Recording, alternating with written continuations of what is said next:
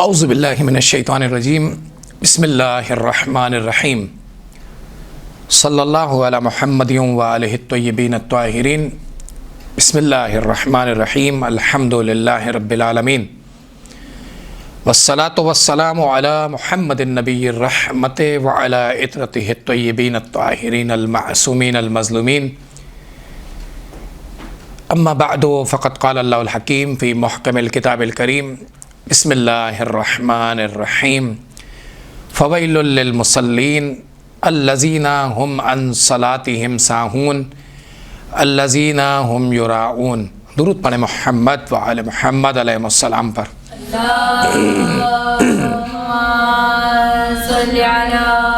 اللہم صلی علی محمد وعلی محمد وعجل فرجہم برحمتک یا ارحم الراحمین۔ آیت مجیدہ کی تلاوت کا شرف حاصل کیا ہے۔ سورہ ماؤن میں خدا کریم ارشاد فرماتا ہے کہ فویل للمصلین الذین هم عن صلاتهم ساہون الذین هم یراؤون۔ جیسا کہ پچھلے درس کے اندر بھی بیان کیا تھا کہ ویل کے معنی جو ہیں وہ جہنم کی گھاٹی ہے، اور قرآن مجید کے اندر یہ ویل کا لفظ بمعنی جہنم کی گھاٹی اور بھی مختلف جگہوں پر قرآن مجید میں استعمال ہوا ہے۔ جیسا کہ یہ جو وزن میں ناپ تول میں کمی کرنے والوں کے لیے سورہ مطففین میں ویل للمطففین، جو ناپ تول میں کمی کرتے ہیں ان کے لیے بھی جو ہے وہ ویل کا لفظ استعمال ہوا ہے، یعنی جہنم کی گھاٹی۔ دیکھیں اس کے اندر اللہ تعالیٰ نے آیت کا اسلوب اس طرح سے رکھا ہے کہ پہلے سزا کو بیان کیا ہے اور پھر کچھ وجوہات کو بھی ذکر کیا کہ کن وجوہات کی بنا پر یہ لوگ عذاب کے مستحق ہوں گے، جہنم کی گھاٹی کے مستحق ہوں گے، جہنم کے شدید عذاب میں مبتلا کیے جائیں گے۔ اس میں جو ایک چیز نماز سے متعلق آتی ہے، کیونکہ ہمارا موضوع نماز سے متعلق ہی ہے، تو الذین هم عن صلاتهم ساہون، یعنی وہ افراد جو نماز کے اندر غفلت برتتے ہوں گے۔ اچھا، عربی کے اعتبار سے تو یہاں پر ساہون لفظ استعمال ہوا ہے جو کہ صحف سے ہے۔ صحف کہتے ہیں غلطی کرنے کو اور بھول چوک کرنے کو، لیکن اگر آپ غور کریں کہ نماز کے شرعی مسائل کے اندر اگر ہم واجبات غیر رکنی کی بات کریں تو واجبات غیر رکنی کے اندر بہت ساری بھول چوک معاف ہیں۔ تو اس کا مطلب یہ ہے کہ یہ آیت مجیدہ جو نماز کے اندر جو بھول چوک ہو جاتی ہے اس کے حوالے سے گفتگو نہیں کی جا رہی، بلکہ یہ ساہون کا لفظ سہو و نسیان جو کہ امت سے اٹھا بھی لیا گیا ہے، یعنی اگر کوئی شخص بھولے سے کسی کام کو انجام دے دے تو اس پر شریعت نے معافی دی ہے۔ تو یہاں پر یہاں پر جو ساہون کا لفظ استعمال ہوا ہے وہ انتہا سے زیادہ غفلت برتنے اور لاپرواہی اور کسی چیز کو ہر درمی کی وجہ سے نہ ماننے کے حوالے سے ہے۔ آیت مجیدہ جو ہے وہ غفلت برتنے والوں کو تو شامل کر ہی رہی ہے، اور میں انشاءاللہ کچھ دیر بعد ذکر کروں گا کہ غفلت سے مراد ہماری یہاں پر کیا ہے، جو کہ قرآن مجید کے اندر بیان ہوئی ہے، اس کے غفلت کے معنی کیا ہیں۔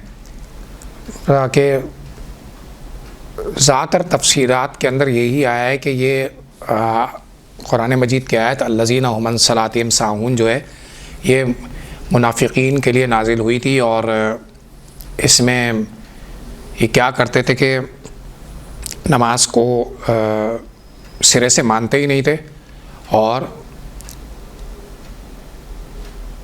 یہ اس کے عذاب اور عقاب کو تسلیم نہیں کرتے تھے، اور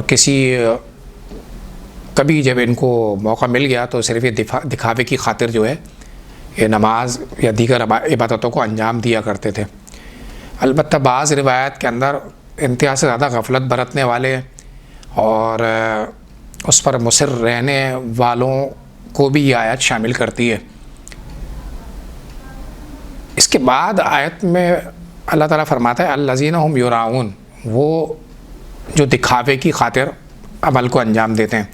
جب سوال یہاں پر پیدا ہوتا ہے کہ کیونکہ ہمارا موضوع نماز ہے، کیا نماز کے اندر دکھاوا، ریاکاری اگر آ جائے تو اس سے بھی نماز باطل ہو جاتی ہے؟ تو میں تھوڑا سا آسان الفاظ کے اندر آپ کو کیونکہ اس مسئلہ شرعی کی تفصیلات کچھ زیادہ ہیں تو میں آپ کو کچھ آسان چیزیں اس میں سے بتا دیتا ہوں کہ دیکھیں، ایک مرتبہ جو ہم عبادت انجام دیتے ہیں، مثال کے طور پر آپ گرمی میں وضو کر رہے ہیں، اور اگر صرف وضو کا مقصد قربتاً اللہ نہ ہو اور مقصد یہ ہو کہ یہ میں ٹھنڈے پانی سے میرے جسم کو اعضائے وضو کو راحت پہنچے گی اور میں صرف اس وجہ سے جو ہے وہ وضو کر لیتا ہوں، تو یہ نیت صحیح شمار نہیں ہوگی۔ ہاں، اگر مثال کے طور پر جو محرک ہے، جو داعی ہے، وہ یہ ہے کہ میں وضو تو کر رہا ہوں، ساتھ میں مجھے ٹھنڈک بھی میسر ہو جائے گی، تو یہ درست ہے۔ اچھا، اسی طریقے سے ایک شخص ہے، وہ روزے کو اس بنا پر رکھ رہا ہے کہ اسے بعض ذرائع سے یہ تصدیق ہو چکی ہے کہ اگر وہ روزہ رکھے گا تو صحت مند رہے گا اور بھوکا پیاسا رہنے سے اس کی صحت پر اچھا اثر پڑے گا۔ تو اگر وہ صرف روزہ اس نیت سے رکھ رہا ہے کہ میری صحت اچھی ہو جائے گی، تو یعنی اس کا داعی اور محرک یہ ہے کہ اس کو اپنی جو صحت ہے وہ مطلوب ہے، اور اللہ تعالیٰ کی طرف سے جو روزہ نازل ہوا ہے، جو بھوکا پیاسا رہنے کا خصوصی طور پر حکم ہے، وہ مطلوب نہیں ہے، یعنی وہ اس کا مقصود نہیں ہے، وہ اس کی نیت نہیں ہے، تو اس طرح سے روزے کے اندر بھی فرق آئے گا۔ تو اسی طریقے سے دکھاوے کی ہم ایک اور مثال لے سکتے ہیں کہ مثال کے طور پر یہ اس طرح سے تو دکھاوا شمار نہیں ہوگا، لیکن ایک ٹیچر ہے، وہ اپنے اسٹوڈنٹس کو وضو سکھا رہی ہے وضو خانے پر۔ اب وہ اس وقت ایز اے پریکٹس کے طور پر جو ہے وہ وضو سکھا رہی ہے، اور اس طرح سے وہ کہ کس طرح سے عمل انجام دیتے ہیں اور کیا کرتے ہیں۔ تو اگر اس کی نیت جو ہے وہ صرف سکھانے کے حوالے سے ہے، اور تو اس میں بھی بعض وجوہات کی بنا پر آپ کا اصلی وضو شمار نہیں ہوگا۔ اچھا، لیکن یہ اس طرح سے دکھاوے کے معنی میں نہیں آئے گا، لیکن ایک مرتبہ یہ ہے کہ میں نماز کو پڑھتا ہوں اور اس میں سے کسی ایک عمل کو انجام دیتا ہوں۔ مثال کے طور پر میں کوئی شخص کمرے کے اندر موجود ہے یا کوئی آ گیا ہے، میں اپنی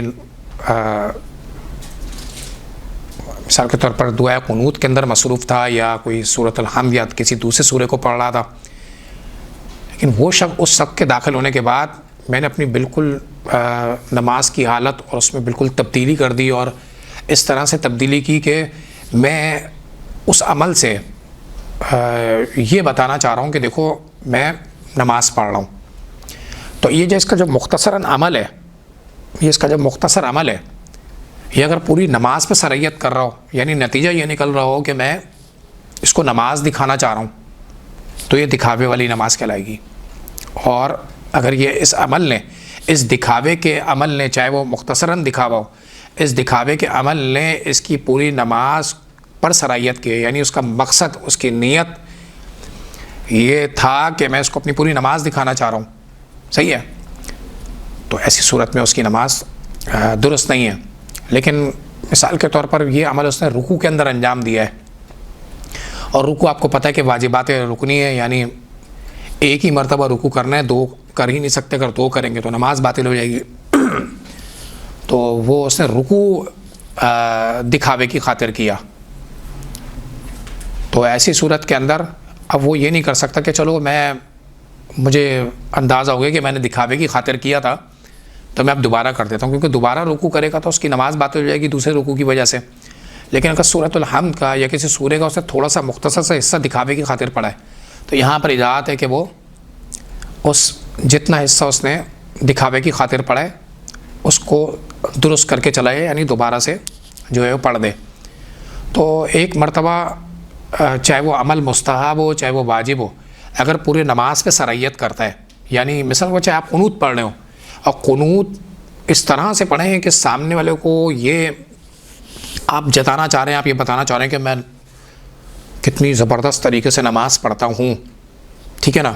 تو ایسی صورت کے اندر یہ جو مختصر عمل تھا، مستحب عمل تھا قنوت پڑھنا، اس کو آپ جان بوجھ کے چھوڑ بھی سکتے تھے، لیکن آپ نے کیونکہ یہ قنوت کا عمل دکھاوے کی خاطر کیا ہے، اور دکھاوا اس نیت سے ہے کہ میری پوری نماز کو یہ دیکھے کہ میں پوری نماز دیکھیں، میں اپنی نماز پڑھوں، تو یہ اثر جو ہے یہ دکھاوے کے معنی میں آئے گا اور پوری نماز اس کی جو ہے اس وجہ سے جو ہے وہ خراب ہو سکتی ہے.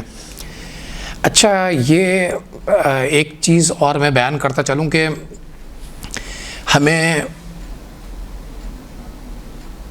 دکھاوے وغیرہ سے تو اللہ تعالیٰ بچائے، لیکن ہمیں صحیح نماز پڑھنی ہے. اب صحیح نماز پڑھنے کے لیے جو میں نے ایک نتیجہ نکالا ہے اپنی گفتگو کا، جو آپ تک منتقل کروں کہ دیکھیں، اگر آپ سکون اور اطمینان والی نماز پڑھیں گے تو اس میں سکون اور اطمینان والی نماز کے اندر یہ چانسز ہیں کہ آپ کی نماز صحیح ہو جائے گی. اور اگر جلد بازی کا مظاہرہ کریں گے، عجلت ہوگی، تو یقیناً نماز میں یہ غفلت شمار ہوگی اور کچھ نہ کچھ آپ کبھی قرأت کی غلطی، کبھی ذکر رکوع میں جانے سے پہلے ہو جائے گا، کبھی ذکر رکوع مکمل نہیں ہوگا، آپ اٹھ جائیں گے، مکمل ذکر رکوع ادا نہ کر پائیں گے. اسی طریقے سے ذکر سجدہ کے اندر بھی یہی والے معاملات جو ہیں ہوں گے. تو اس میں جو جس نتیجے میں نکلتے ہیں اس میں یہ بات سب سے پہلے ذہن نشین کر لیں کہ ہمیں سکون اور اطمینان کے ساتھ نماز پڑھنی ہے.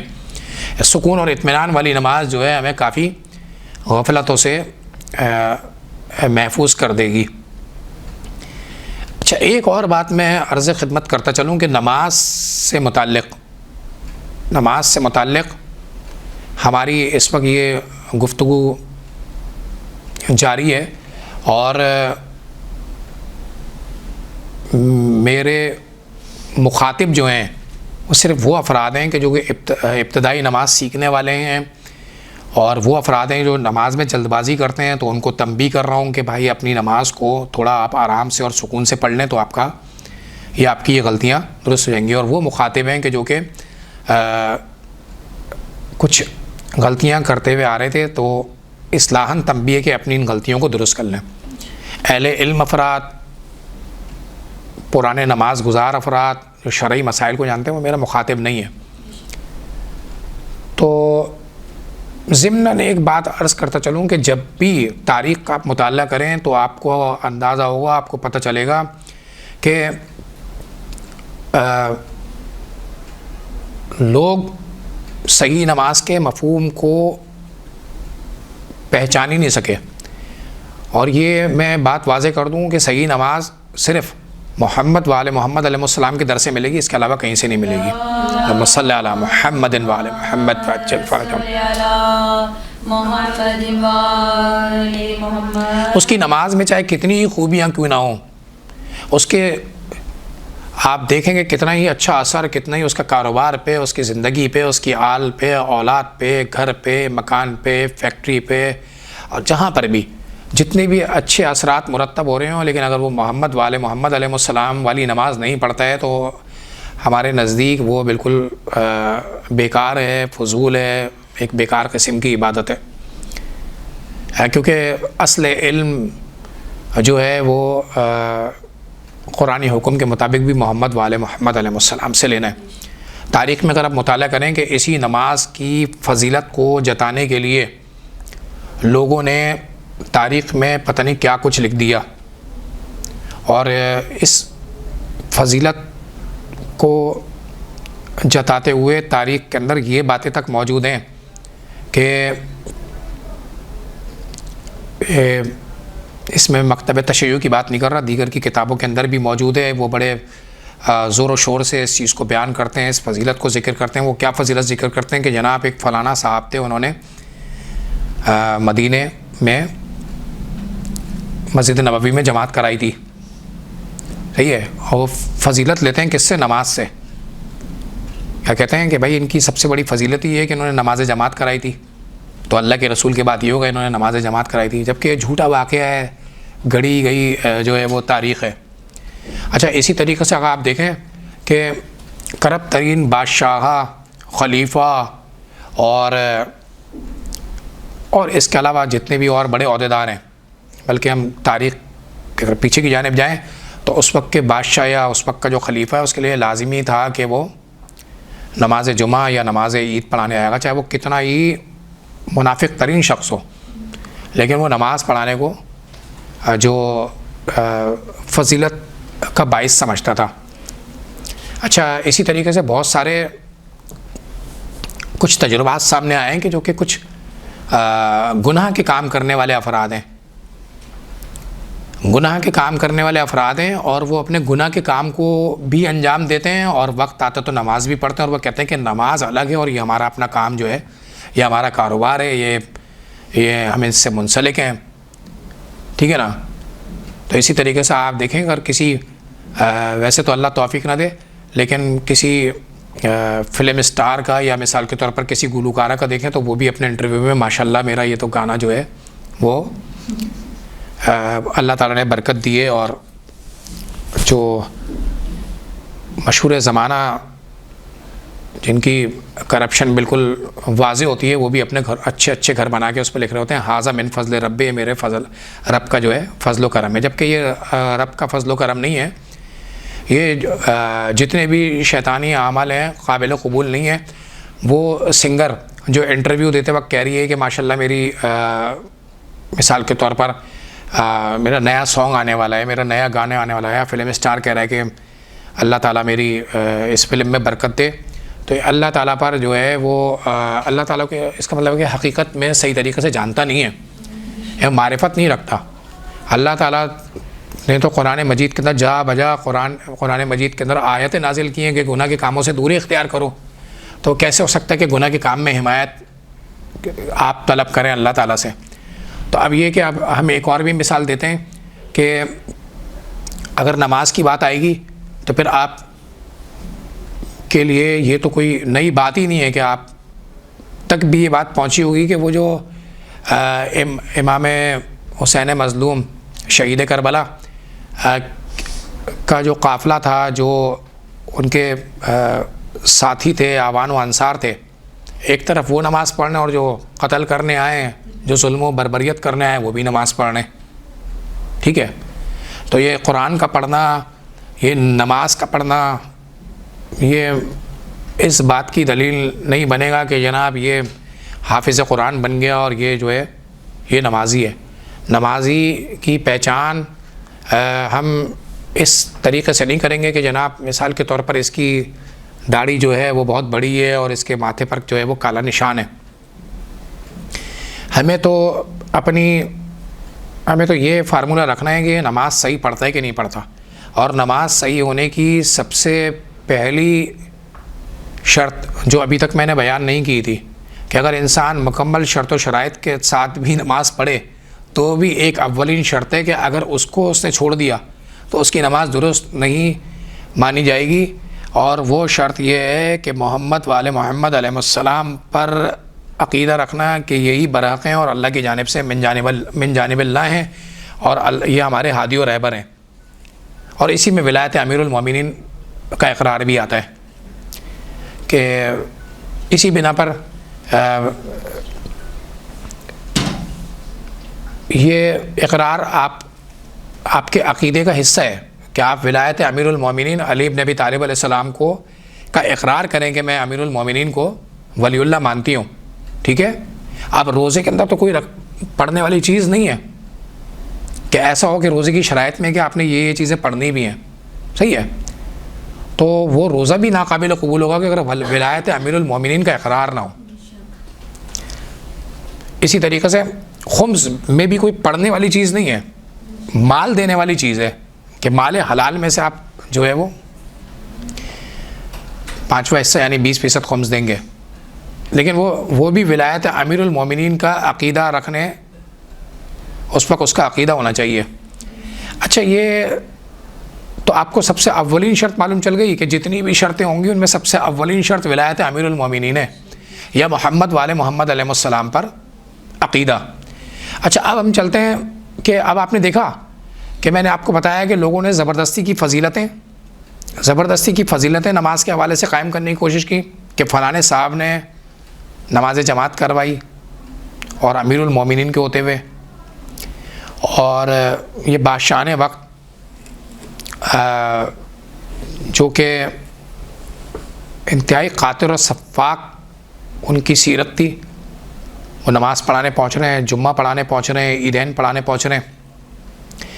تو ہر شخص نے جو ہے نا جو فضیلت حاصل کرنی چاہیے وہ نماز کے ذریعے حاصل کرنے چاہیے، حالانکہ یہ کوئی فضیلت والی بات ہی نہیں تھی۔ فضیلت والی بات تو یہ تھی کہ اہل کو اس مقام پر پہنچا دیا جاتا۔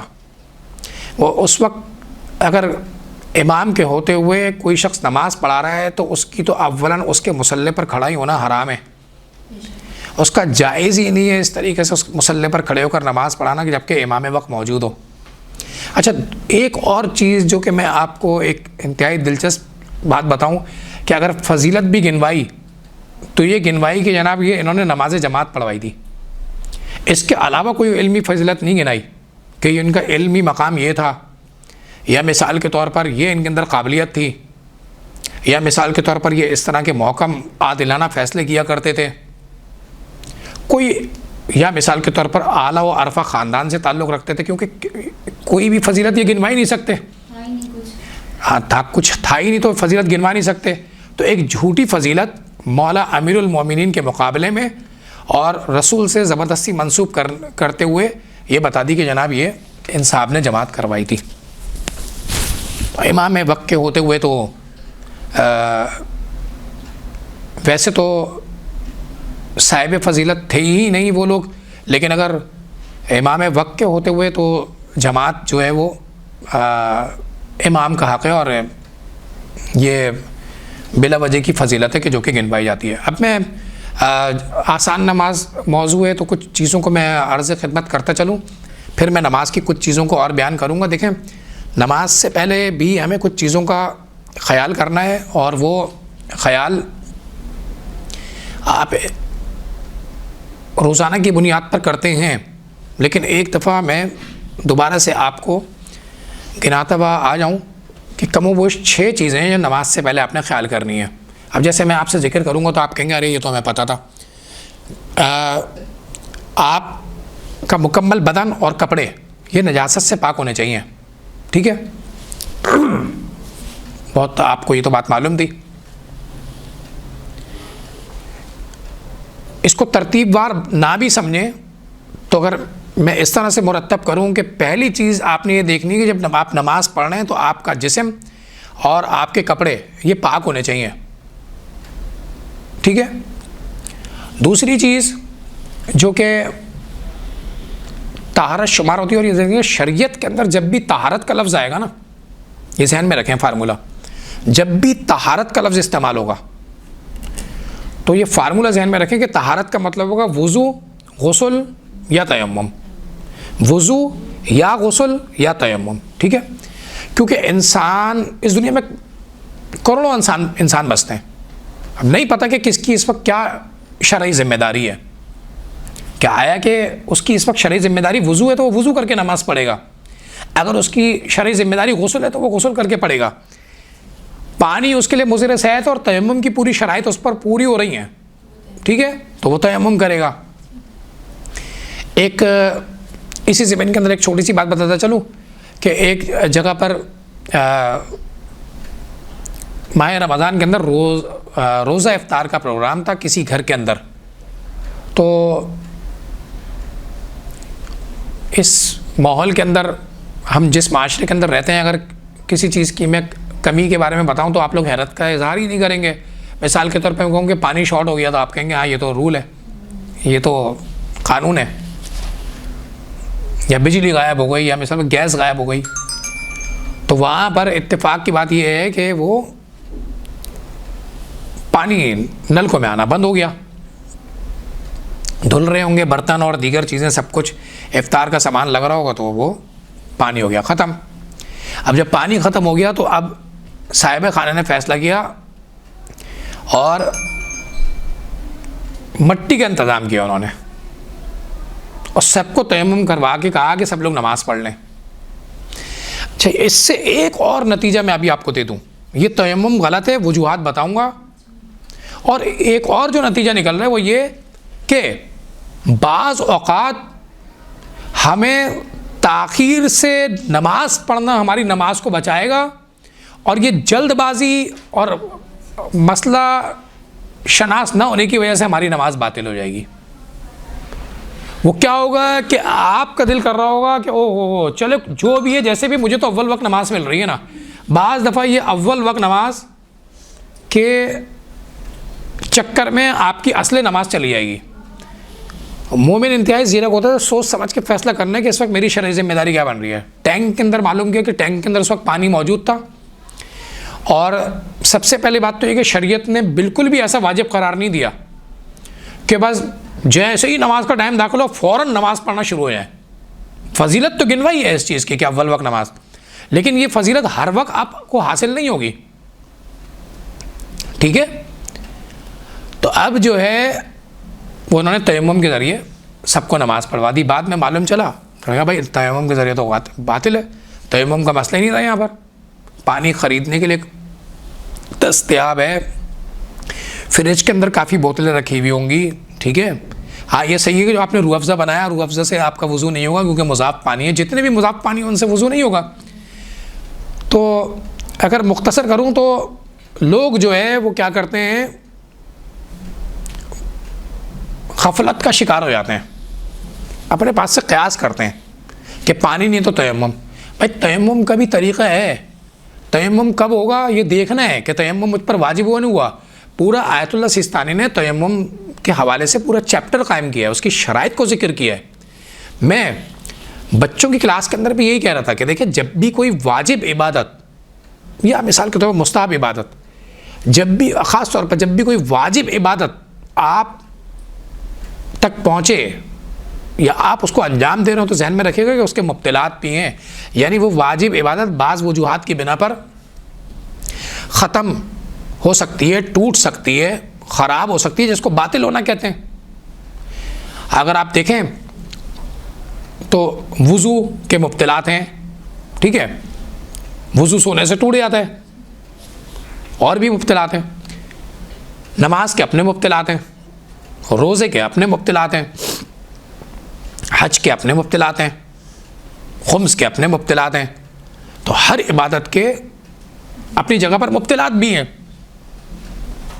اس چیز کو ذہن کے اندر رکھنا ہے۔ تو عرض خدمت کیا کہ شرعی ذمہ داری کیا ہے کہ اگر اس کی اس وقت وضو ذمہ داری ہے تو وہ وضو کرے گا، اگر اس کی ذمہ داری غسل ہے تو غسل کرے گا، اور اگر تیمم ہے تو تیمم کرے گا۔ آیت اللہ سیستانی کے فتوے کے مطابق ایک بات اور عرض کر دوں کہ جن اقسال یعنی غسلوں کا انہوں نے مستحب ہونا ثابت کیا ہے، توضیح المسائل میں اس کی پوری فہرست ہے، وہ اگر آپ غسل انجام دے دیتے ہیں تو پھر آپ کو وضو کرنے کی ضرورت نہیں ہے، وضو آلریڈی آٹومیٹک گفٹ ہو گیا، ٹھیک ہے؟ یہ آیت اللہ سیستانی کا خصوصی مسئلہ بیان کر رہا تھا میں آپ سے۔ مثال کے طور پر جمعہ کا دن آ گیا، آپ نے غسل جمعہ کی نیت سے غسل کر لیا، آپ کو وضو کرنے کی ضرورت نہیں ہے، آپ براہ راست نماز پڑھ سکتے ہیں، اس سے قرآن کے حروف کو چھو سکتے ہیں، ایک وضو جو ہے وہ گفٹ ہو گیا آپ کو، ٹھیک ہے؟ ترتیبی نہیں تو غسل کی دو قسمیں ہیں نا، ترتیبی یا جو بھی ارتماسی، لیکن یہ میں اس وقت غسل ترتیبی اور ارتماسی پہ بات نہیں کر رہا، آپ نے غسل جمعہ کر لیا جمعہ والے دن،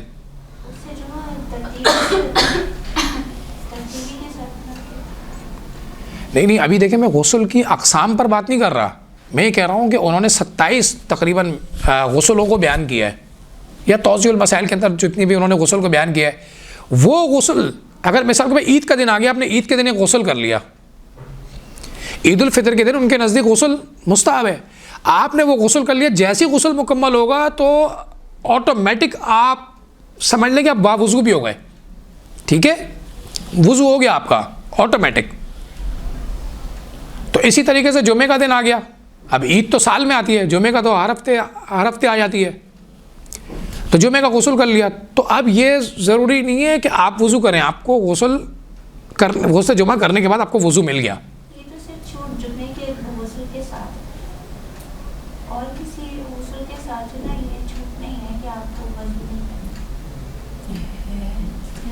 کرنا. میں اس موضوع پر انشاءاللہ ابھی کلاس کے بعد آپ سے گفتگو کر لوں گا اس کو. اچھا, طہارت کیا معنی ہوں گے؟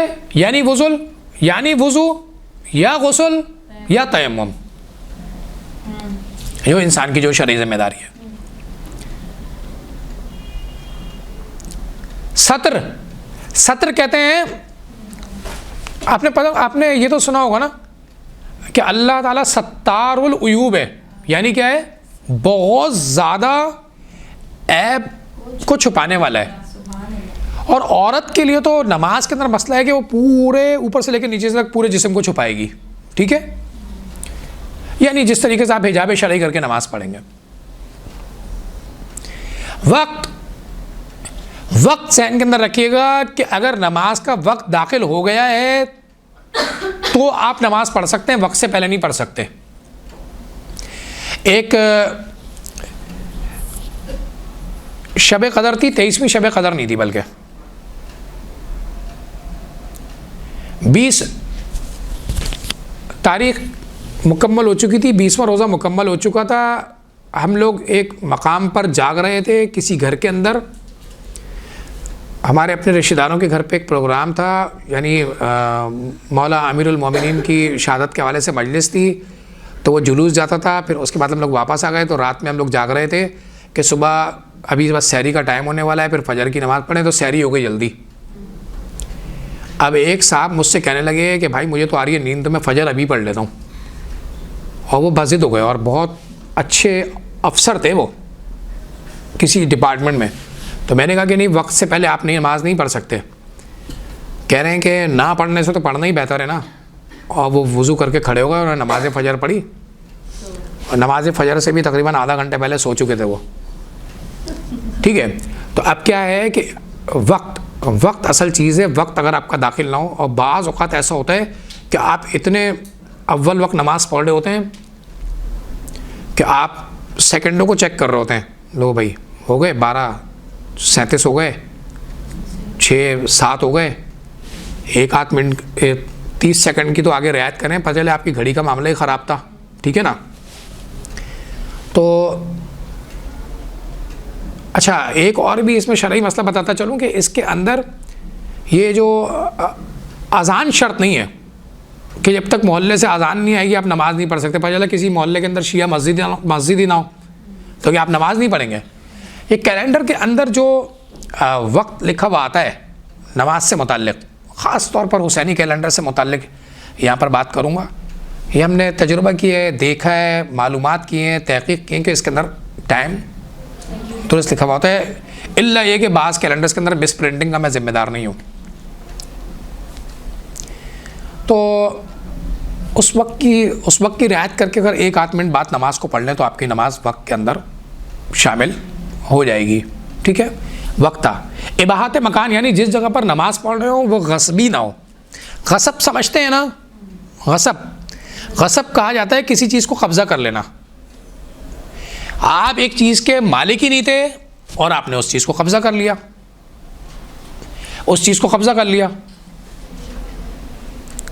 اس میں یہ سارے چور چکار اور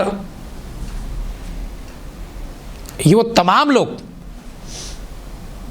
جو ناجائز قبضے کر لیتے ہیں. یا مثال کے طور پر ایک اور بات کو میں شامل حال کروں, یہ جو ناجائز طریقے سے لوگوں کا حق مارتے ہوئے میراث تقسیم ہو جاتی ہے, اور پھر وہ سوچے کہ میں نے جو حق مارا ہے اس پہ اللہ کا شکر ہے کہ سارے لوگ خاموش رہے, اور اس کے اندر نماز پڑھے. پھر وہ جس چیز پہ قبضہ کیا ہے, جس مکان پہ قبضہ کر لیا اس نے, اور اس میں نماز پڑھے، یا مثال کے طور پر آپ کسی ایک ایسی جگہ پر نماز پڑھیں جہاں پہ آپ کو پرمیشن ہی نہیں ہے، تو یہ آپ کی نماز پرمیشن والی جگہ ہونی چاہیے، ٹھیک ہے، اجازت والی. پھر بعد میں اجازت دینے بھول گئے اس وقت ہے نا، بعد میں کی چل جاتی ہے. ایک منٹ، استقبال قبلہ، آپ کو قبلہ رخ ہونا چاہیے، قبلہ رخ ہونا چاہیے، یہ ذہن کے اندر رکھیے گا. اچھا میں جتنی بھی باتیں اس وقت شرائط نماز سے متعلق بات کر رہا ہوں یہ سب آپ کو معلوم تھی، سب معلوم تھی. استقبال قبلہ آپ کا جو ہے وہ آپ قبلہ رخ ہو کے نماز پڑھیں گے، قبلہ رخ ہو کے پڑھیں گے، ٹھیک ہے. آپ کسی کے گھر پہ گئے، اگر ان کے گھر کے اندر واقعی کوئی سمجھدار بندہ ہے، چھوٹے موٹے بچے کی بات پر یقین نہ کریں، کوئی واقعی سمجھدار ہے تو وہ آپ کو بتا دے گا قبلہ یہاں پر ہے، تو قبلہ رخ ہو کر آپ کو نماز پڑھنی ہے.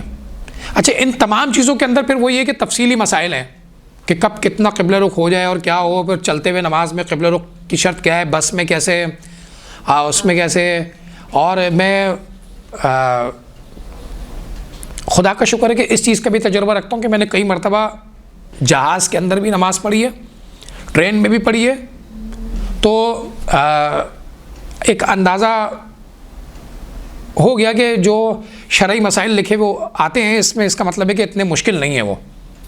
اچھا دوسری چیز یہ کہ ایک اور شرط جو کہ عورت کے لیے معاف ہے اور مرد کے لیے نماز کی حالت میں ناجائز ہے، حرام ہے، وہ یہ ہے کہ ریشم کے کپڑے اور سونا یہ مرد نہیں پہن سکتا. اچھا یہ ویسے بھی حرام ہے، اور وہ سونے کی انگوٹھی پہن کے نماز پڑھ رہا ہے تو اس کی نماز باطل ہے.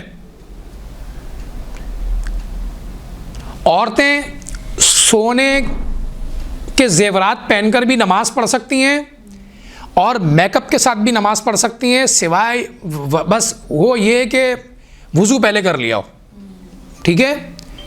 وضو اگر پہلے کر لیا ہے تو ایسی صورت کے اندر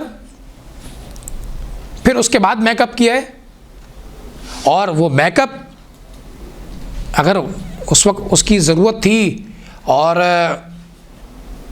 نامحرم سے آپ لوگ اسے چھپائیں گے تو پھر ایسی صورت کے اندر جو ہے وہ میک اپ تو بہرحال جواز کا پہلو نکل ہی آئے گا، نماز بھی آپ کی میک اپ کی حالت میں درست ہو جائے گی، سوائے یہ کہ کیونکہ میرا تو تعلق میک اپ سے نہیں ہے نا، تو بس میں یہی اس میں مسئلہ بتا سکتا ہوں کہ وہ پیشانی کے اوپر اتنی موٹی لیئر نہ بنا دی گئی ہو کہ وہ لیئر شمار ہو جائے، ٹھیک ہے، اتنی موٹی لیئر ہو وہ. اچھا تو ساتھ میں پھر میں یہ بھی بتاتا چلوں کہ پیشانی کسے کہتے ہیں. پیشانی اس حصے کو، یہ حصہ نہیں، یہ بعد میں شرعی مسائل میں آئے گا کام. یہ حصہ جو ہے اس کو پیشانی کہیں گے، ٹھیک ہے. اب آپ نے اس کو سجدگاہ پہ رکھنا ہے. اب سجدگاہ میلی تو پھر بھی چل جائے گی، کوشش کریں کہ میلی پہ بھی نہ ہو، میلی تو چل جائے گی لیکن وہ پسینے اور پانی کی وجہ سے اس پر اتنی موٹی لیئر جم گئی ہو. کیا آپ کو تو حکم تھا کہ مٹی پہ سجدہ کرنا ہے نا، آپ نے اسی بنا پر آپ سجدگاہ پہ کر رہے تھے، پتہ چلا کہ آپ میل کی لیئر پہ کر رہے ہیں، تو یہ نہیں ہوگا، یہ درست نہیں ہے. اچھا آپ کسی کے گھر پہ جاتے ہیں تو لوگ کیا کرتے ہیں کہ اتنی پرانی اور خراب قسم کی آپ کو سجدگاہیں دے دیتے ہیں. تو اگر آپ یہ دیکھیں کہ معاملہ جو ہے وہ کچھ اس طرح کا ہے. اچھا میں لگے ہاتھوں آپ کو یہ بات بھی بتا دوں کہ آپ کسی اور موقع پر اس چیز کی تفسیر الگ پوچھ لیجئے گا کہ آج کل لوگ جو ہے وہ، کیونکہ پیشانی کی بات آ گئی تو پھر سجدگاہ کی بات بھی آ گئی، لوگ جو ہے وہ ٹیشو پیپر پہ بھی سجدہ کر رہے ہیں. اچھا ٹیشو پیپر پہ سجدہ یہ ہر ٹیشو پیپر کے لیے نہیں آیا، ایک چیز. پھر دوسری چیز ہے کہ ایک بہت ہی پڑھی لکھی فیملی سے تعلق رکھنے والے ایک شخص کی کال میرے پاس آئی، ان کے کوئی پیشنٹ تھے، وہ ہاسپٹل میں ایڈمٹ تھے اور وہ لوگ اٹینڈنٹ کے طور پہ تھے. تو یعنی انہوں نے ایک روم, پرائیویٹ روم لیا ہوا تھا. تو اب وہ جو آ رہے ہیں لوگ نماز بھی پڑھ رہے ہیں, تو ان کی کال آئی میرے پاس. انہوں نے کہا کہ ہمیں نماز پڑھنی ہے, تو ایک کام کرتے ہیں کہ ہم سب سے پہلے اپنی ہتھیلیوں پہ سجدے کر لیں. میں نے پوچھا کہ وجہ کیوں, کیا ہو گیا ایسا؟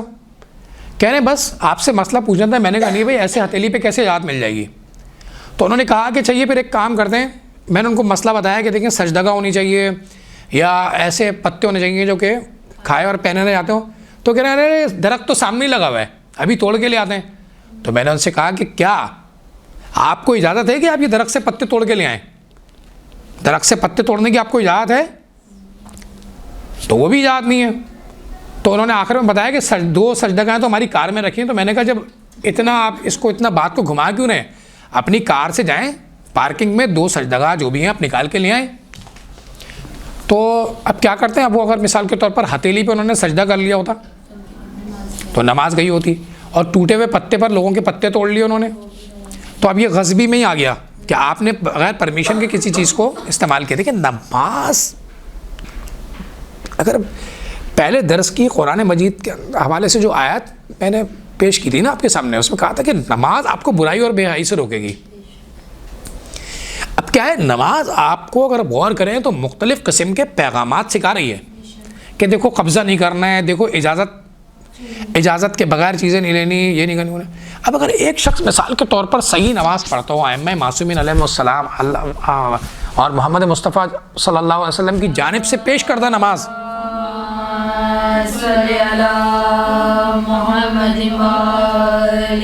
اس نماز کو پڑھتا ہو, تو کیا سوچئے کیا وہ کسی کے ناحق, کسی کے مال کو ناحق مارے گا؟ نہیں مارے گا. نماز نے اس کے اندر یہ تاثیر پیدا کی ہے. دیکھیں ایک بالکل چھوٹی سی گولی بھی آپ کے جسم کے اندر جا کے اثر کرتی ہے, صحیح ہے. اور میں کسی جگہ پر کہہ رہا تھا کہ جب گالی کو حرام قرار دیا جائے, وہ 2 لفظ پر مشتمل ہو, اور گالی کے اثرات ہیں, جھوٹ چاہے 2 لفظ کا بولا ہو, ہاں یا نام ہے,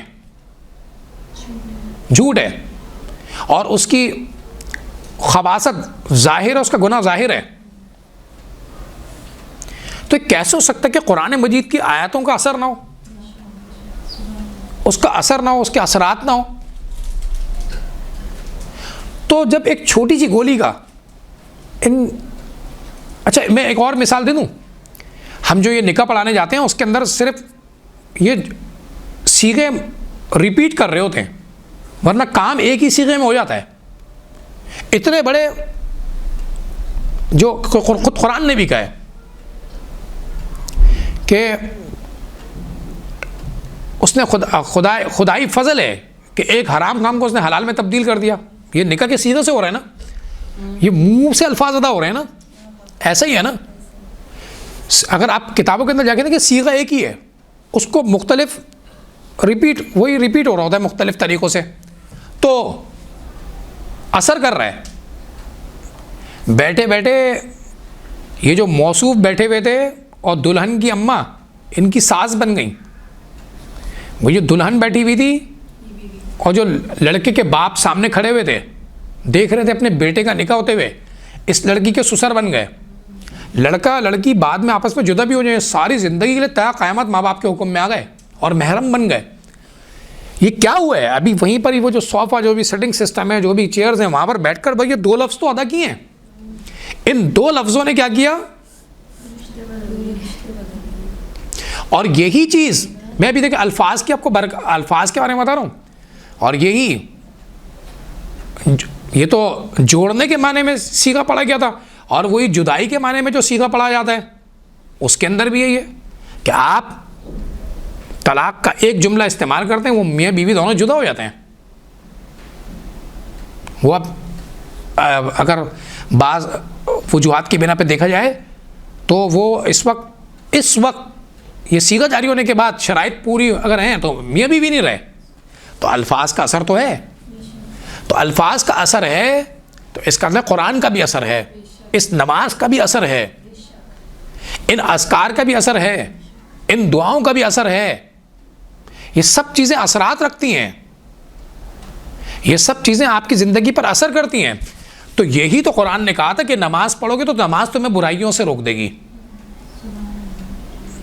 اب بتاؤں کہ ان الصلاۃ میں جو الف لام داخل ہوا ہے یہ عام نماز مراد نہیں ہے. اس سے یہ الف لام جو الصلاۃ کے اندر جو آپ الف لام پڑھ کے جا رہے ہیں، یہ الف لام اس بات کو بتا رہا ہے، جا کے دیکھیں عربی کتابیں کیا، یہ الف لام اس چیز کو بتا رہا ہے کہ شرط و شرائط کے ساتھ پڑھی جانے والی نماز تم کو برائیوں سے دور کر دے گی. اور اولی شرطوں کے اندر سے محمد والے محمد علیہ السلام کا اقرار ہے. یہ روکے گی آپ کو گناہوں سے اگر آپ نماز پڑھتے ہوں گے. یہ آپ کو غلط فیصلے نہیں کرنے دے گی.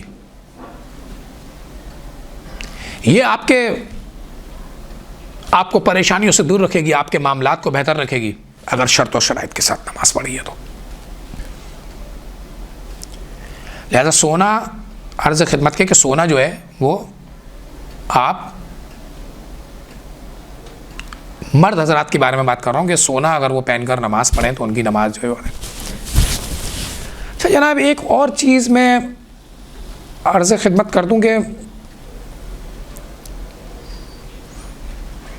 کیونکہ وقت کم ہے تو کچھ مستحبات کو میں ذکر کرتا چلوں اور ایک مسئلہ شرعی اور بتاتا چلوں کہ یہ جو آپ کا جو لباس ہونا چاہیے نا، یہ حرام گوشت جانور کے اعضاء سے مخلوط نہیں ہونا چاہیے. آپ کہیں گے یہ کیا بات کر دی؟ وہ اگر آپ دیکھیں کہانیوں میں بھی اور دیگر چیزوں میں بھی کہ اس نے بھائی وہ شیر کو مار مور کے اس کی کھال پہن کر جو ہے وہ شیر کی کھال پہنتا تھا، کوئی فضیلت بیان کر رہا ہے. بھائی یہ تو جو ہے وہ کالے چیتے کی کھال ہے جو پہنا ہوا ہے یہ. جی دنیا ہے، کوئی نہ کچھ تو پہن سکتا ہے. اس کو اور مائنر کروں مثال کے اندر، ہمارے یہاں جن چیزوں کا پالنے کا حکم دیا وہ پالتے نہیں ہیں، اور جن چیزوں کا پالنے کا حکم نہیں دیا وہ پال لیتے ہیں. تو یہ اس کے بھی فضائل جو ہیں وہ وہیں سے آئے، جہاں سے انہوں نے جماعت کرائی تھی نا وہیں سے آئے ہیں. بلی کی فضیلت اتنی بیان کر دی ہے، اتنا ٹرینڈ چل گیا ہے. اب میں اگر دیکھتا ہوں کہ اگر مثال کے طور پر کوئی روڈ پہ کھڑا ہوا ہے تو بھائی وہ بلی ان کے ساتھ جا رہی ہے. جیسے چھوٹے بچے پیک ہو کے نہیں آتے، بلی ان کے ساتھ جا رہی ہے. گاڑیوں کے اندر بلیاں دیکھ رہی ہیں اور سو رہی ہیں ساتھ بلیاں، اور فضیلت سمجھ رہے ہیں بلی کو، جو ہے نا بہت بڑا ایک ٹرینڈ بن گیا ہے. تو لوگ جو ہے نا بلی پالنے کو فضیلت سمجھ رہے ہیں اور 2-3 باتیں اس پہ گڑ بھی لی ہیں. تو اب کیا ہو رہا ہے کہ وہ بلی ہے تو حرام کوئی جانور، ٹھیک ہے. اب حرام کوئی جانور کا لفظ استعمال کروں گا تو اس کا مطلب یہ نہیں کہ آپ نے اس کو کاٹ کے پکا کے کھانے سے مراد میں اس وقت مراد لے رہا ہوں. حرام گوشت جانور ہے، صحیح ہے، حرام گوشت جانور ہے. اب کیا ہو رہا ہے، ہر بندہ اس کو لیے گھوم رہا ہے وہ آپ کے. اچھا دوسری کہ حرام گوشت جانور کا ذہن کے اندر رکھے گا. یہ جو خون جہندہ بھی کیونکہ رکھتی ہے، خون جہندہ سے مراد یہ کہ اس کو اگر آپ چھری پھیر دیں اس پہ تو اس کا خون پریشر سے نکلے گا. جہندہ کہتے ہیں تیزی کے ساتھ نکلنے والے خون کو، اچھل کر نکلنے والے کو. تو اب بھائی ہوا یہ کہ وہ بلی پالی بھی آپ نے. اب بلی کا مسئلہ یہ ہے کہ بلی کے جو وہ ہے تو خود حرام کوئی جانور، تو اس کا پیشاب و پخانہ بھی نجس ہے. اس کو آپ اپنے بیڈ روم میں بھی رکھ رہے ہیں، سب کچھ اس کو سلا بھی رہے ہیں، ساتھ میں اپنی گاڑیوں میں بھی لے کے جا رہے ہیں. اگر یہ اس نے حرکت نجاست کے اعتبار سے کہیں بھی کی اس جگہ کو، میں یہ تو نہیں کہوں گا کہ اگر آپ کی ذمہ داری ہے اس کو آپ پھر اس کو پاک بھی کریں، ٹھیک ہے. اچھا تو اب مسئلہ یہ ہے کہ وہ اب نماز پڑھی تو دیکھا کہ بھائی یہ بلی جس کو آپ نے گود میں لیا ہوا تھا ہے اس کے بال لگ گئے. بال کے متعلق یہ ہے کہ 3 بال یا اس سے اوپر ہو تو آپ کی نماز باطل ہو جائے گی. ابھی کیا ہوا کہ آپ کا پاک و صاف لباس تھا، اس کے اندر کیا ہوا، حرام گوشت جانور کے کچھ اعضاء، بال اعضاء میں سے نا بال مخلوط ہو گئے. یعنی مخلوط کا مطلب مل گئے اس کے ساتھ. بلی تو چلی گئی ہیں؟ بلی تو چلی گئی لیکن بال مخلوط ہو گیا. مخلوط کسے کہتے ہیں؟ ملنے کو. ٹھیک ہے، بال پیوست ہو گئے، مل گئے. تو آپ کیونکہ حرام گوشت پہلے ذکر کیا تھا کہ حرام گوشت جانور کے اعضاء سے مخلوط نہ وہ ہو گیا، تو آپ کی نماز جو ہے وہ چلی گئی. اچھا، اب میں کچھ مختصراً مستحبات کا ذکر آپ کی خدمت میں عرض کروں، اور وہ یہ کہ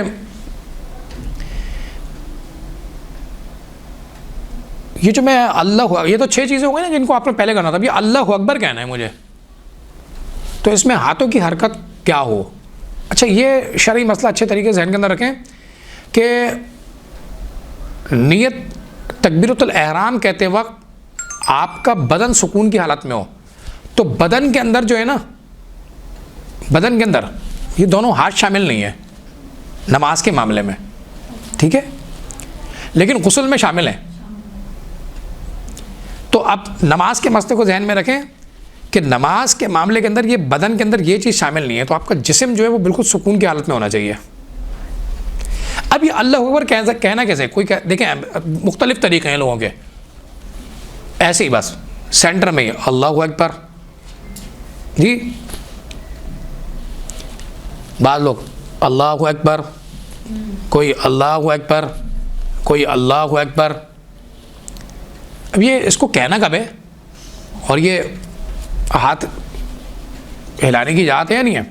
تو میں نے ابھی آپ کو بتا دیا کہ بدن سکون میں ہونا چاہیے، تو ہاتھ ہلانے کی اجازت آپ کو آٹومیٹک مل گئی.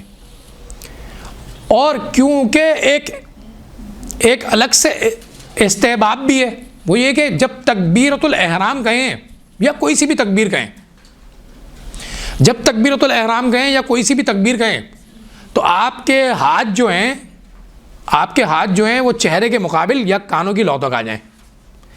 اچھا، اب اس چیز کو سمجھ لیجیے گا کہ یہ اللہ اکبر کہنا، کیا میں ایسے کروں اللہ اکبر، یہ الفاظ پہلے ادھر تک پہنچا دوں پھر اللہ اکبر کہوں، یا یوں کہتا ہوا جاؤں اللہ اکبر، کیا کروں؟ تو اس کا استحبابی طریقہ سن لیجیے گا کہ آپ نے یہ جو، کیونکہ تجوید کی کلاسیں آپ لے چکی ہیں، یہ جو الف پر زبر اب یہ حمزہ بن گیا اور اسٹارٹ ہوگا اللہ بولنا یہاں سے، تو یہ جو جیسی اللہ کہیں گی نا، یہ اس کا حمزہ ادا کریں گی، تو ہاتھوں کو اٹھانا شروع کریں اللہ اکبر، اور راہ پر آ کر ادھر روک دیں. ٹھیک ہے جی، ٹھیک ہے، یہ استحباب ہے.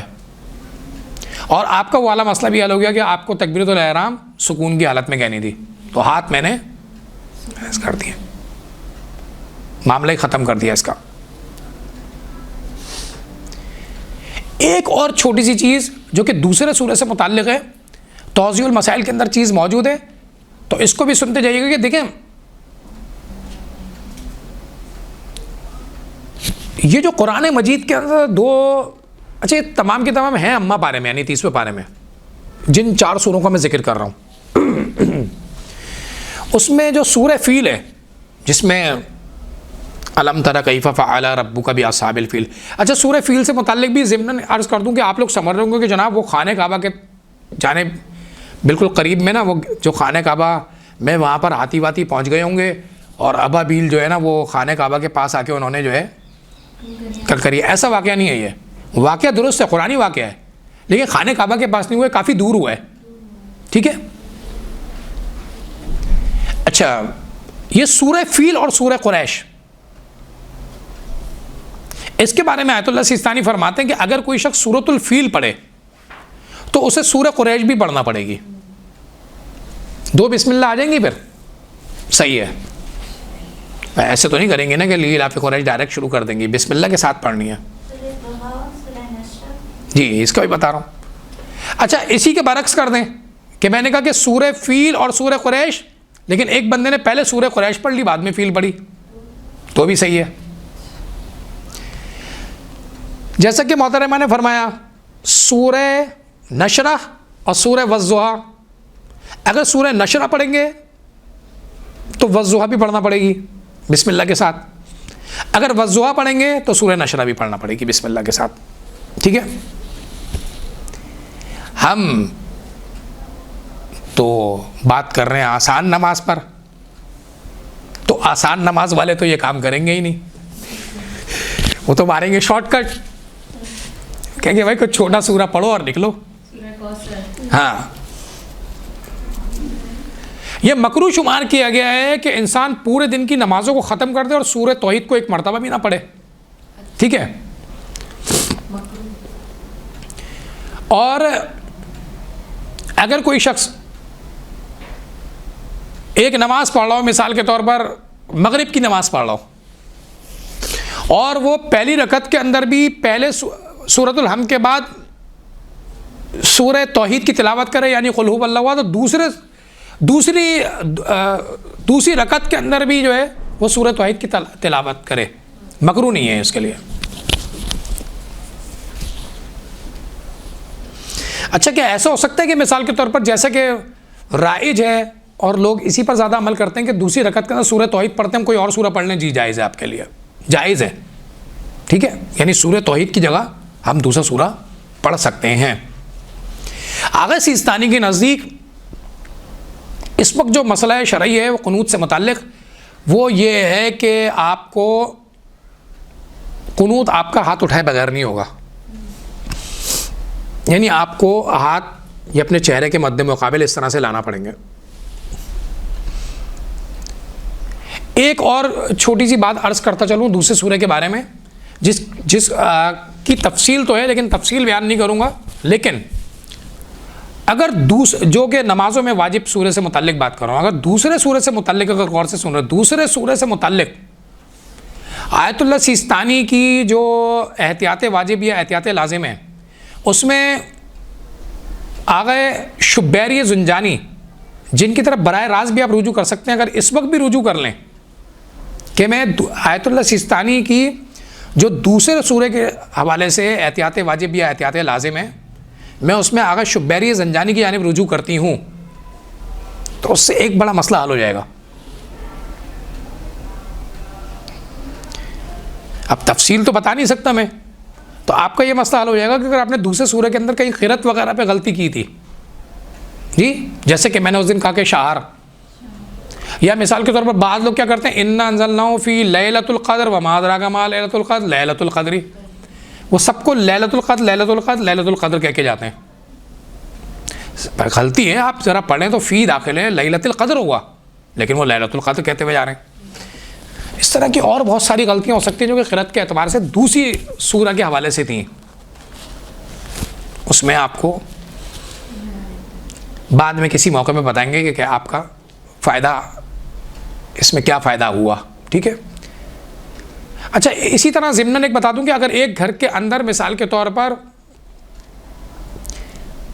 مرد اور خواتین ایک ساتھ نماز پڑھ رہے ہیں, یعنی مثال کے طور پر بیٹا بالغ ہے اور ماں بھی نماز پڑھ رہی ہے, تو عورت کو آگے نہیں ہونا چاہیے. ٹھیک ہے. اب وہ چاہے وہ محرم رشتہ دار ہوں, کوئی بھی ہو, چاہے وہ جناب اس کے سسر پڑھ رہے تھے اس وقت یا شوہر پڑھ رہا تھا, یہ آگے نہیں ہونے چاہیے. نہیں, عورت آگے نہیں ہونی چاہیے اس میں. کیا اس مسئلے کا حل ہے؟ جی ہاں, آیت اللہ وحید خراسانی کی جانب رجوع کرنے سے اس مسئلے کا بھی حل آپ کو مل جائے گا, یہ فاصلے والی شرط کے حوالے سے. اب کیا ہوا جناب, نظر کہاں کرنی ہے ہمیں, نظر کہاں کرنی ہے؟ تو مختصراً نظر کے احکام, وہ مختصراً دیکھنے کے احکام بھی سن لیجئے. اچھا, یہ جو بدن کے آپ نے سکون سے متعلق بات کی ہے, کہ اس کے اندر آنکھوں کی موومنٹ ہو سکتی ہے؟ ٹریفک کانسٹیبل نہ بنے, آنکھیں گھوم سکتی ہیں آپ, اس طرح سے آپ گھما سکتے ہیں اپنی آنکھوں کو. ٹھیک ہے. یہ اس میں شامل نہیں ہوگی کہ کیونکہ بھائی اس کی آنکھیں گھوم رہی تھی تو یہ سکون نہیں تھا. مستحب قرار دیا گیا ہے کہ اگر انسان جب نماز پڑھ رہا ہو اور کھڑے ہو کر نماز پڑھ رہا ہو, اس کی شرعی ذمہ داری کھڑے ہو کر نماز پڑھنا تھی, تو وہ سجدہ گاہ کی جانب دیکھے, اور اس طرح سے نہ دیکھے کہ بالکل بھینگا ہو جائے, نارمل انداز میں دیکھے, بالکل سخت قسم کی آنکھیں مرکوز نہیں کرنی, نارمل انداز کے اندر دیکھنا ہے, ایک خشوع و خضوع والی حالت, کندھوں کو اپنے ڈھیلا رکھے. اور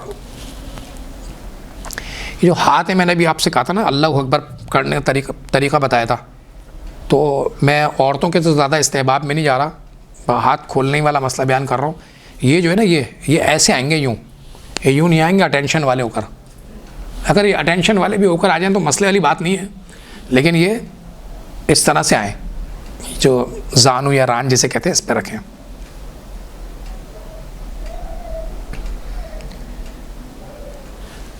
رکوع کے اندر چلے گئے, تو رکوع کے اندر مستحب یہ ہے کہ جو 4 بالش ہوتی ہے نا,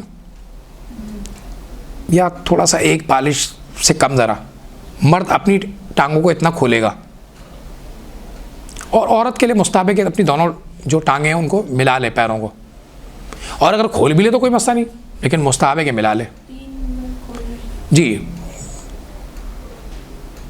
اب معاملہ یہ ہے کہ وہ بھی انہیں اپنے دونوں ملے ہوئے پیروں کی جانب دیکھے گی خاتون, اور مرد بھی یہ رکوع میں اپنے پیروں کی جانب دیکھے گا. ٹھیک ہے, مستحب قرار دیا گیا کہ جب انسان اپنے ذکر رکوع کو مکمل کرے, یا ذکر رکوع سے شروع یا سجدے کے اندر بھی یہی بات سن لیجیے گا کہ محمد والے محمد علیہ السلام پر درود پڑھے. اچھا بعض اوقات یہ ہوتا ہے کہ لوگوں کو یہ بھی دیکھا گیا ہے کہ وہ اپنا دوسرا سورہ بھی ختم کرتے ہیں, اس کے بعد کہتے ہیں اللہم صلی علی محمد وعلی محمد. جو چیز مذکور نہیں ہے, جو چیز ذکر نہیں ہے, اس کو آپ انجام نہ دیں. ٹھیک ہے, درود کی اہمیت و فضائل بالکل بے شک اپنی جگہ پر, سر آنکھوں پر, لیکن ابھی جو چیز وارد نہیں ہوئی اس کو آپ جس مقام پر وارد ہوئی ہے, لہٰذا ذکر رکوع پڑھنے سے پہلے چاہیں تو آپ درود پڑھ سکتی ہیں. مثال کے طور پر رکوع میں آ گئی, اللہم صلی علی محمد وعلی محمد, سبحان اللہ سبحان اللہ سبحان اللہ, اس کے بعد ختم کرنے کے بعد بھی پڑھ سکتے ہیں. یا آپ نے سبحان ربی العظیم و بحمدہ سے شروع کیا ہے اور آخر میں آپ نے ایک درود پڑھ دیا. یہ ہر سجدے کے بعد بھی ہوگا, یہ ہر ذکر کے بعد بھی. ٹھیک ہے, اور کہاں پر واجب ہے یہ تو پتہ ہی ہے, یہ تشہد میں واجب ہو جائے گا. جیسی تشہد مکمل ہوگا وہاں پر گواہی دیں گی جیسی اللہ کے رسول صلی اللہ علیہ وسلم کی, اس کے بعد درود پڑھنا جو ہے وہ واجب ہے. بھائی سجدے میں کہاں دیکھیں, کھڑے ہو کر تو دیکھ لیا, کہاں دیکھنا تھا, سجدگاہ کی طرف. رکوع میں بھی دیکھ لیا. اچھا ایک اور مستحب کا ذکر کر دوں کہ جب رکوع مکمل ہو گیا نا, تو اس کے بعد کھڑے ہو جائیں اور کہیں سمیع اللہ لمن حمیدہ. لوگ کہتے ہیں ہو لمن, سمیع اللہ لمن حمیدہ, یہ کھڑے ہونے کے بعد کہنا ہے.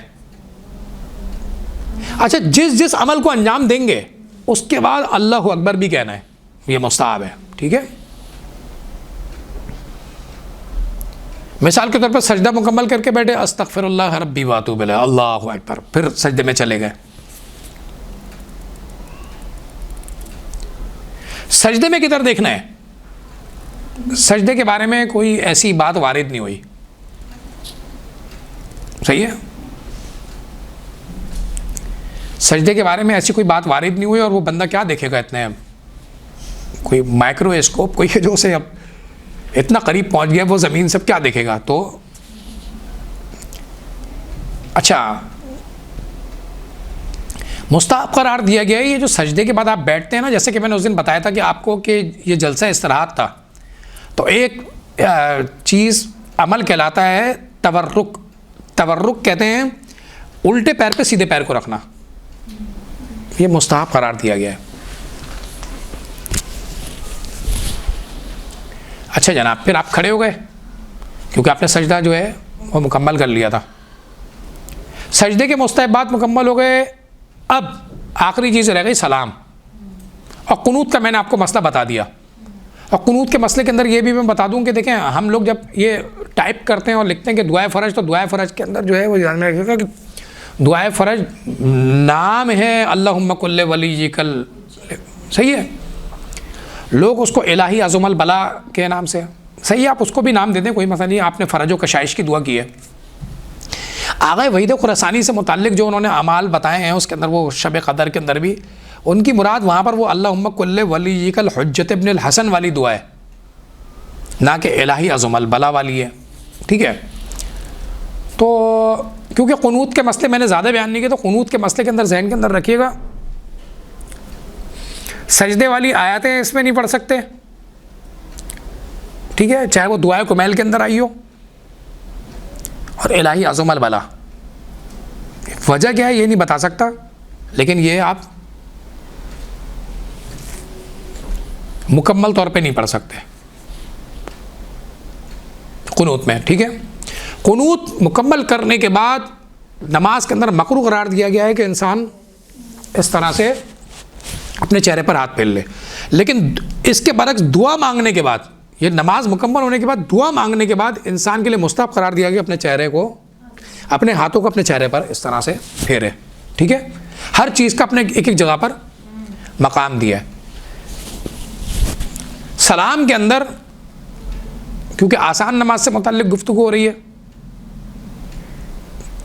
کوئی بھی بہت ہی ضروری کام، کوئی بہت ہی ایمرجنسی یا ایمرجنسی نہ بھی ہو تو انسان صرف السلام علیکم کہہ کے نماز پہ اکتفا کر دیتا ہے، کر سکتا ہے.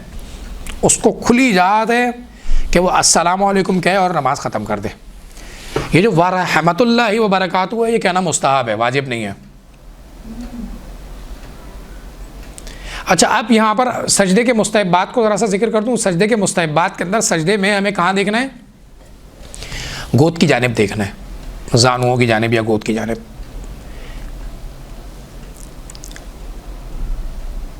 جب تک تشہد کو مکمل کریں گے تو ایک کتابوں کے اندر ایک جملہ لکھا ہوا ہے وَتَقَبَّلْ شَفَاعَتَهُ وَارْفَعْ دَرَجَتَهُ. یا پڑھے یا نہیں پڑھے، میں تو مستحبات کے بارے میں ذکر کر رہا ہوں، لیکن بعض لوگ کیا کرتے ہیں وَتَقَبَّلْ شَفَاعَتَهُ وَارْفَعْ دَرَجَتَهُ. دیکھیں ورفع اور ورفع میں فرق ہے. ورفع کا مطلب ہوتا ہے کہ بلند کر، اور رفع کا مطلب ہوتا ہے ختم کر. ہم کیا کہہ رہے ہیں وَرَفَعَ دَرَجَتَهُ، کہ ان درجات کو ہی ختم کر دے. زیرو کی دعا مانگ رہے ہیں ہم. ورفع کا مطلب ہے بلند کر، تو اصل لفظ ہے ورفع درجتہ. ٹھیک ہے. اچھا چلیں، یہ بات ہو گئی. السلام علیکم میں بتا دیا. اب اصل چیز ہے کہ نماز ختم کہاں پر ہوئی؟ شکر ہے نماز ختم ہو گئی. نماز ختم کہاں ہوئی؟ نماز ہوئی السلام علیکم کی جو کم آپ نے ادا کی نا، آپ کی نماز ختم ہو گئی. کم کہتے ہی آپ کی نماز ختم ہو گئی، اور وہ ان تمام پابندیوں سے آپ آزاد ہو گئے جو آپ کے لیے ادھر ادھر دیکھنا اور یہ باتیں کرنا. اب پہلا مستحب سنیے، ورحمۃ اللہ وبرکاتہ، پہلا مستحب. ٹھیک ہے. پھر یہ اللہ اکبر کہنا. لوگ کر کے معاملہ ختم کر دیتے ہیں یا یہ کرتے ہیں. مکمل مستحب چاہیے تو ویسے بھی صحیح ہے، ایک وہ آپ کا مستحب ختم ہو جائے گا، یا اللہ اکبر کہنے کا ثواب مل جائے گا بس.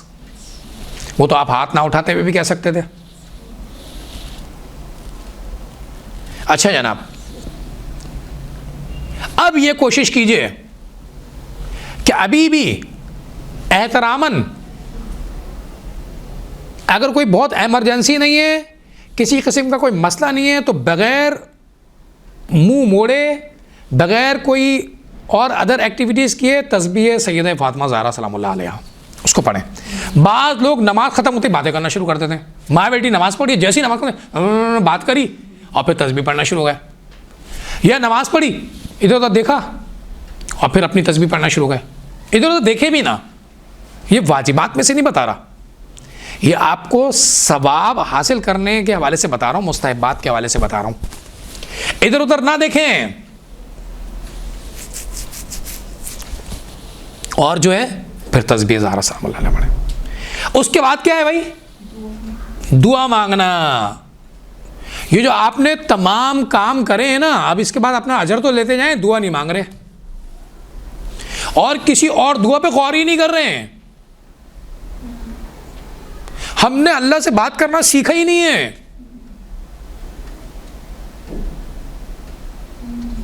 اللہ سے بات کرنا سیکھا ہی نہیں.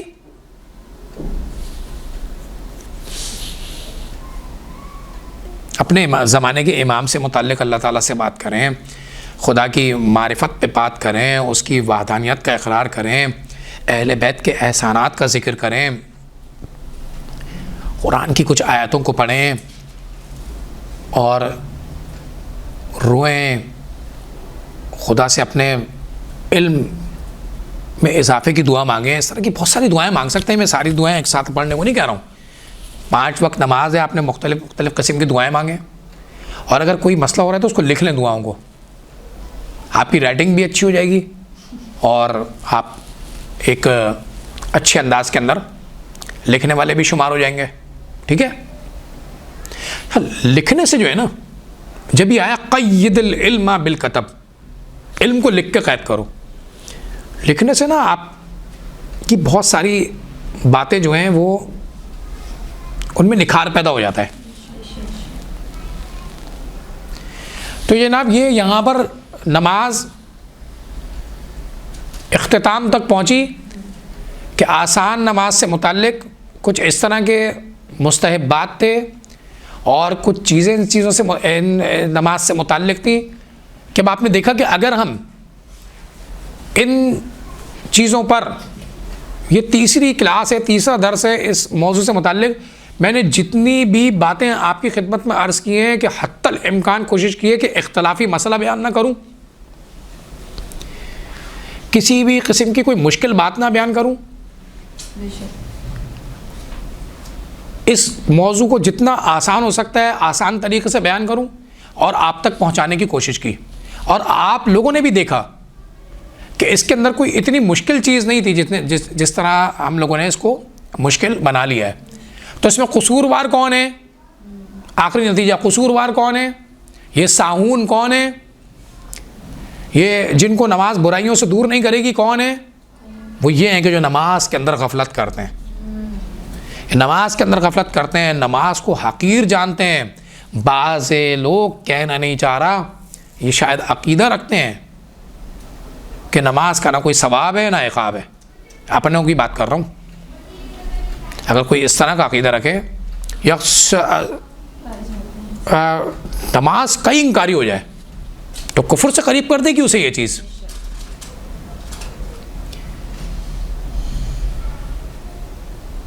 تو نماز کو اہم سمجھیں. آخری بات, یہ جب آپ جو نماز پڑھ رہے ہیں ان افراد کی خاص طور پر بات کر رہا ہوں یا اور دیگر لوگوں کو بھی شامل کر رہا ہوں کہ جو کہ بیچارے اپنے گھر کے اندر جہاد کر رہے ہوتے ہیں کہ اکیلے نماز پڑھنے, کوئی ساتھ پڑھنے والا ہی نہیں ہوں گے گھر میں. تو آپ یہ نہ سمجھیں کہ آپ اکیلے نماز پڑھ رہے ہیں, یا مثال کے طور پر گھر کے اندر 7 افراد ہیں اور 2 افراد نماز پڑھ رہے ہیں. آپ یہ نہ سمجھیں, اللہ تعالیٰ آپ کی دعاؤں کو مستجاب فرمائے, ان کی بھی اصلاح ہو. یہ تمام مجتہدین وقت یہ بھی اس وقت صبح کھڑے ہوئے ہیں. آپ کھڑے ہوئے ہیں تو کیا آپ سمجھ رہے ہیں کہ آیت اللہ سستانی پہ نماز فجر واجب نہیں ہوئی تھی؟ انہوں نے بھی پڑھی ہے. دنیا کے جتنے بھی نماز گزار, جتنے بھی عقل مند افراد ہیں, سب نماز پڑھ رہے ہیں. جتنے بھی اہل بیت علیہ السلام کے ماننے والے سب نماز پڑھ رہے ہیں. یا کتنے ہی بڑے عہدے پر اس پر نماز واجب ہو گئی. حتیٰ کہ اگر میں اپنے عقیدے کے مطابق یہ بات کہوں تو اس میں جس طرح کہ امام زمان ہر سال حج پر واجب ہوتے ہیں, حج واجب پر حاضر ہوتے ہیں, حج پر حاضر ہوتے ہیں, اسی طریقے سے امام زمان علیہ السلام بھی, آپ اکیلے نہیں ہیں, امام زمان علیہ السلام بھی فجر کی نماز پڑھ رہے ہیں, امام زمان علیہ السلام بھی باقی نمازیں پڑھ رہے ہیں. یہ غیر عقلی ہے کہ امام سے اللہ تعالیٰ ان کے تمام واجبات کو روک دے کہ نہیں تم پر کچھ اب چیز واجب نہیں ہے. امام علی اپنے دور میں نماز پڑھتے تھے,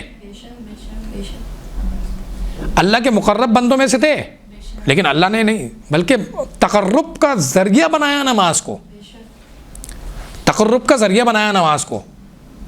تو آپ اکیلے نہیں ہیں. اور اس نماز کی ہم اہمیت کو کیسے ختم کر سکتے ہیں؟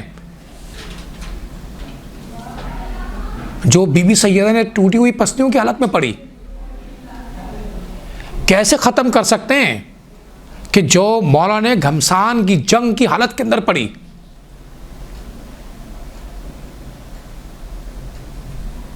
35 برس میرے مولا سجاد جو ہے وہ روئے ہیں، اپنے باپ پر گریہ کیا ہے، لیکن نماز کی اہمیت کو مد نظر رکھا۔ بی بی زینب نے کتنے مصائب برداشت کیے، کتنی مصیبتیں برداشت کی، کہیں بھی آپ کو نہیں ملے گا کہ کسی ایک اس مصیبت کی وجہ سے جو ہے وہ، بلکہ بی بی کے تو عجیب جملے ہیں، ما رأیت الا جمیلا، ہم نے تو اچھائی کی سوا کچھ دیکھا ہی نہیں۔ وہ یزید وقت، وہ ملعون، ان پر ظلم کے پہاڑ تو اور بی بی کہیں گے ہم نے تو اچھائی کے علاوہ کچھ دیکھا ہی نہیں۔ صبر کوئی ان سے سیکھے، خدا سے تقرب کوئی ان سے سیکھے۔ بی بی سیدہ کی نماز، رسول اللہ کی نماز، مولا علی کی نماز، اور ایک نماز کے تو کیا کہنے جو کہ شب عاشور اور عاشور کی نماز ہے، جو حسین نے تیروں کی بوچھاڑ کے اندر پڑھی ہے، اور صبر و یقین کا دامن اور خدا پہ توکل اتنا تھا کہ لاشوں پہ لاشیں اٹھاتے رہے لیکن نماز کا نہ چھوڑا۔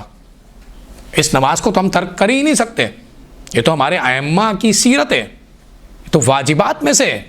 یہ بڑے سے بڑی مصیبت میں ہم چھوٹے سے چھوٹے مسئلے کے اندر نماز کو ترک کر دیتے ہیں۔ ائمہ معصومین نے بڑے سے بڑے مصائب ان پر گزر گئے، کیا اس سے بڑی مصیبت ہو سکتی ہے؟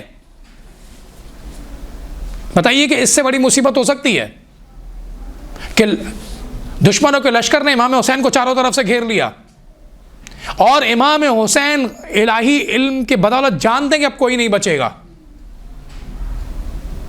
لیکن نماز کو نہیں چھوڑا۔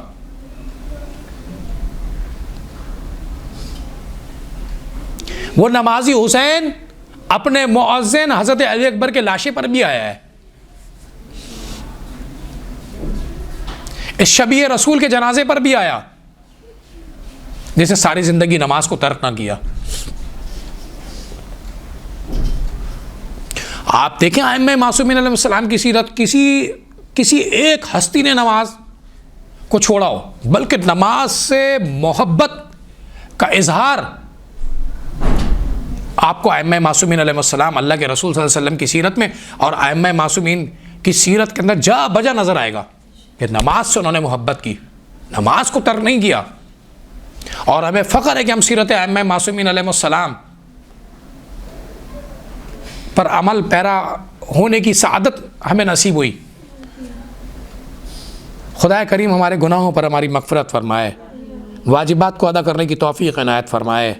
بار الہ محمد وآل محمد علیہ السلام کے صدقے میں ہمارے علم میں اضافہ فرما، بار الہ ہمارے مرحومین کی مغفرت فرما، بار الہ واجبات کی اصلاح کی توفیق عنایت فرما، حج و عمرہ کی سعادت نصیب فرما، بار الہ زیارت مشاہد مشرفہ کی توفیق عنایت فرما، حج و عمرہ کی سعادت نصیب فرما، ہمارے مرحومین کی مغفرت فرما، بیماروں کو صحت و عافیت نصیب فرما۔ ربنا تقبل منا انك انت السميع العليم بجاه محمد وآله الطاهرين اللهم صل على محمد وآل محمد فعجل فرجهم۔